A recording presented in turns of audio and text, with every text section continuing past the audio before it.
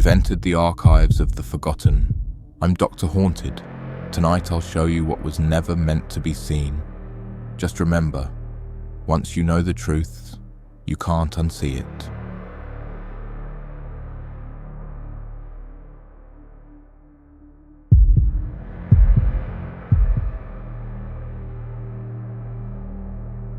"26 years hauling freight cross-country teaches you a few things.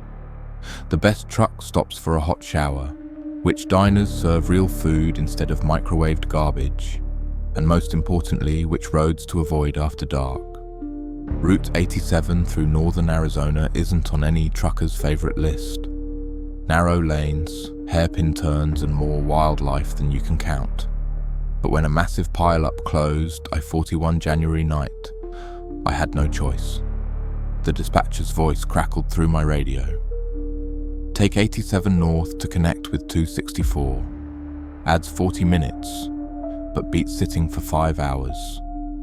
It was already 2 a.m. I'd been driving since noon with only a quick dinner break, but the load was time-sensitive, medical supplies for a reservation hospital. People were counting on me. The route started normally enough. Pitch-black desert, occasional reflective eyes of animals watching from the roadside. My headlights carved a tunnel through the darkness, taillights of another truck visible a half-mile ahead. 3 hours in, my GPS lost signal. Not unusual in remote areas. I kept following the taillights ahead, assuming they knew where they were going. The road changed, became smoother, wider, fresh asphalt that wasn't on my route map. Snow began falling despite clear weather forecasts. The temperature gauge on my dash dropped rapidly, from 40 degrees Fahrenheit to 15 degrees Fahrenheit in minutes. I reached for my CB radio. Eastbound on 87, anyone copy? Weather turning bad. Static. Then a voice distorted but clear enough. Turn back. Wrong road. What's that? You breaking up? This isn't 87 anymore, hasn't been for miles. Turn back before sunrise. I checked my fuel gauge, half tank, enough to backtrack if needed. But the medical supplies were expected by morning. I pressed on, the taillights ahead my only guide. An hour later, I spotted a truck stop, unmarked, just bright lights in the distance. Not on any map I'd seen, but I needed coffee and directions. The lot was filled with trucks, all identical make and model, all with the same company logo. Midnight Express Transport. I'd never heard of them. Inside, a dozen men sat at the counter. All turned to stare as I entered. All wearing the same uniform. All with the same face. The waitress approached. "You're off course, driver." "I'm following 87 to 264. GPS died." She shook her head. "This highway doesn't connect to anything anymore. Hasn't since they built the new interstate. This section was supposed to be demolished in 1987. That's almost 40 years ago." "Yes." She smiled sadly. Everyone here was hauling that night, January 17th, 1987. Blizzard came through. Highway department failed to block the condemned section. 17 trucks went over the edge when the road collapsed. My blood ran cold. Today was January 17th. Through the window I saw the trucks in the lot starting up, headlights illuminating falling snow. "They drive the route every year," she continued, looking for others to join their convoy. "Sunrise is when it happened, when the road disappeared." I ran for my truck. The eastern sky was already lightening. In my mirror, I saw the convoy pulling out, forming a perfect line behind me. I drove faster than safety allowed, ignoring the taillights now in my mirror rather than ahead. The road narrowed, deteriorated. Old asphalt cracked and worn, the real Route 87 again. When sunrise broke, I pulled over, shaking, checked my logs. According to my electronic tracker, I'd been driving straight through on Route 87. No detours, no mystery highway. But my fuel gauge showed nearly empty, Impossible given the distance traveled. I made my delivery on time, never mentioned what happened. But every January 17th, my dispatch system automatically rejects all routes near old sections of Route 87. I never programmed it to do that. And sometimes, checking my side mirrors at night, I catch glimpses of identical headlights, perfectly spaced, perfectly aligned, following at a distance, disappearing when I look directly back. They're still driving, still looking for company, and sometimes, on the CB late at night, through bursts of static, I hear them calling for directions.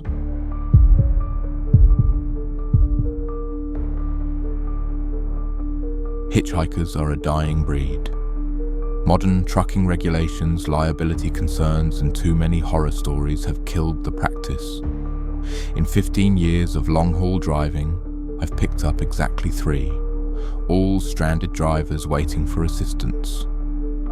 Then came Sarah. I was running a regular Denver to Seattle route, cutting through Wyoming on a moonless October night. Nothing but darkness and the occasional reflective eyes of wildlife watching from the roadside. Around 3 a.m, my headlights caught something impossible. A young woman in a pale blue dress standing on the shoulder. Middle of nowhere, temperature in the low 30s, no vehicle in sight. Truckers have an unwritten code: never ignore someone who might be in genuine danger. I slowed and pulled over. "Need help?" I called through the passenger window.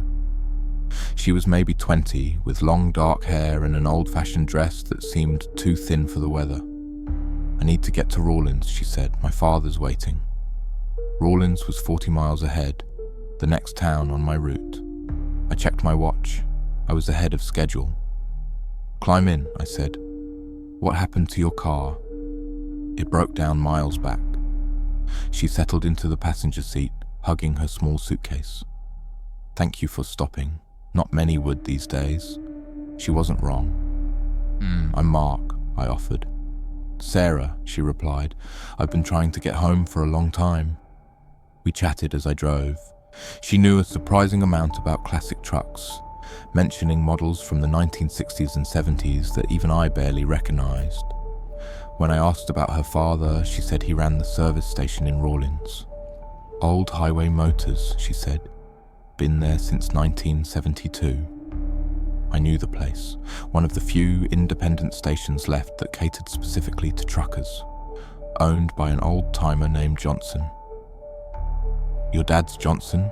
I asked. "He never mentioned having kids." She smiled faintly. "He doesn't talk about me much. Not since the accident." My cab suddenly felt colder. I turned up the heat. "I just need to get back and tell him it wasn't his fault," she continued. "The truck that hit me, the driver couldn't have seen me in that storm." My hands tightened on the wheel. When was this?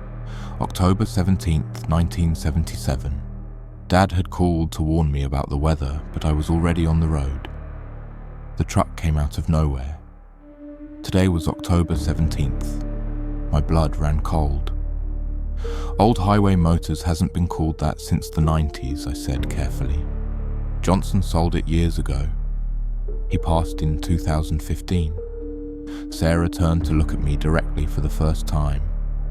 In the green glow of the dashboard lights, her face seemed to shift, momentarily showing injuries that made my stomach lurch.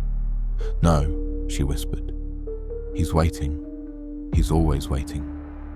The temperature in the cab plummeted. Frost formed on the inside of the windshield. "Every year I try to get home," she continued, her voice distorting. "Just need the right driver, someone who can see the old road." Through the windshield, I realized we were no longer on the interstate, but on a narrow 2-lane highway. Cracked asphalt and faded lines. A road that shouldn't exist anymore. "This is where it happened," Sarah said. Her suitcase had disappeared. Her dress was now torn, blood-stained. "Right here." The truck never stopped. Ahead, headlights appeared, massive and bearing down on us at impossible speed. I swerved hard. My truck skidded, nearly jackknifing. When I regained control, Sarah was gone. I was back on the modern interstate, semi-trucks passing normally. In Rawlins, I stopped for fuel at what used to be Old Highway Motors. The elderly attendant commented on my shaken appearance. "Seen a ghost on the old road?" he asked, almost knowingly. "What old road?" "Highway 30. Closed after that poor girl got killed in 77, Johnson's daughter. Truck driver claimed he never saw her, just her suitcase in the road. In my logbook that night, I found a faded receipt I didn't recognize. From Old Highway Motors, dated October 17th, 1977, signed by Sarah Johnson. I don't take that route in October anymore, but I've heard from other drivers who do. Stories about a young woman in blue, always trying to get home to a father who's long gone, always disappearing before Rawlins, and always on the night of October 17th.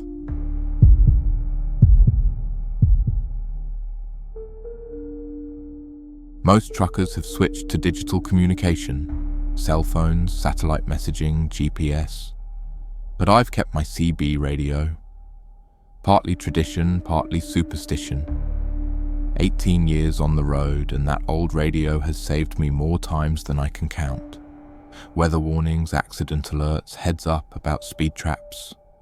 Until last winter, I thought I understood everything the CB could do. I was wrong. I was hauling refrigerated goods through Montana during a brutal February cold snap. Temperatures had dropped to -30, with wind chill pushing it to -50. The kind of cold that freezes diesel and kills batteries. Around midnight, I pulled into a rest area to check my rig and catch a quick nap.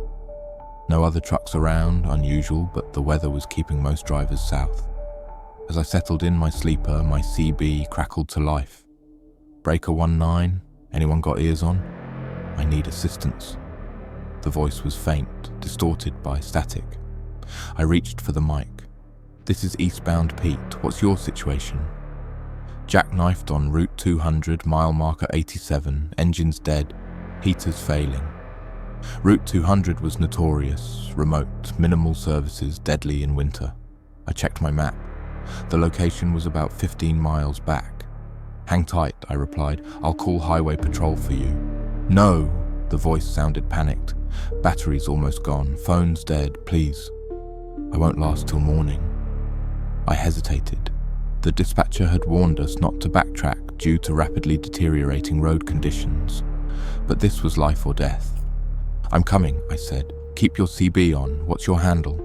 "Midnight Runner," came the reply. "Thank you, brother." I fired up my engine and headed back, fighting through near whiteout conditions. The roads were ice sheets with occasional stretches of bare pavement. My speed never topped 30 miles per hour. "Midnight Runner, you copy?" "What's your rig look like?" "I'm about 5 miles out." "Static then. Blue Peterbilt. I'm getting colder." "Stay awake," I urged. "Talk to me." "Been driving this route 17 years. Never seen it this bad." 17 years? You must know every diner from here to Billings." The voice chuckled weakly. "Emma's truck stop. Best apple pie in Montana." I knew Emma's. It had burned down in 2012. "Midnight Runner, how long you been stuck out here?" Long pause. Then, "What's today's date?" "February 17th. Another pause. "I jackknifed. February 17th, 2011. A chill that had nothing to do with the temperature ran through me. I almost missed the mile marker sign through the snow, 87. I slowed, peering through the blizzard. No truck visible in either direction. Just endless white. "I don't see you. Flash your lights if you can." "Can't," the voice whispered, fainter now. "Everything's dead." I pulled over, grabbed my flashlight and stepped into the biting cold. The beam cut maybe 10 feet through the swirling snow. "I'm outside. Keep talking." Down the embankment, slid off, couldn't see the curve. I directed my light toward the roadside drop-off. At first, nothing, then a glint of metal. I carefully made my way down the steep slope. What I found wasn't a jackknife truck. It was the rusted, partially buried cab of a blue Peterbilt, weathered by years of exposure, half collapsed under the weight of previous winters.